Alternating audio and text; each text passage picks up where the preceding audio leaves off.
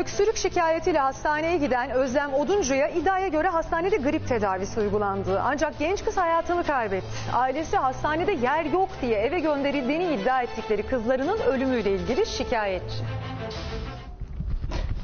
Ben kızımın üzerine elimle küreğine toprağı atamadım ben.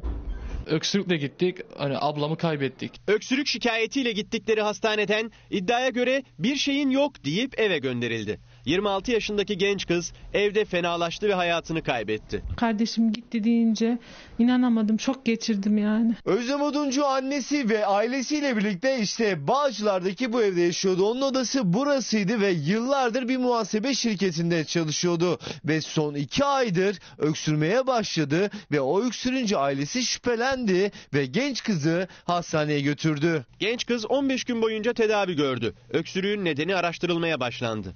İddiaya göre göğüs hastalıkları bölümünde öksürüğün sebebi bulunamadı. Ben bir şey bulamadım.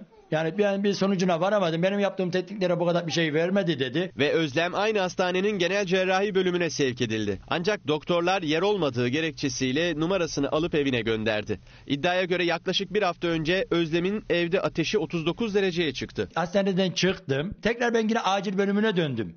Çocuğumun ateşini düşürsün ne diye. İddiaya göre doktor Özlem Oduncu'yu hastanede enfeksiyon kapar diye eve geri gönderdi. Babası onu eve geri getirdi ve bu masada yemek yemeye başladı. Ve bir süre sonra o genç kız yemek yerken fenalaştı ve babası ambulans alıp eve geldi. Ben de tekrar bir eczaneye gitmek zorunda kaldım.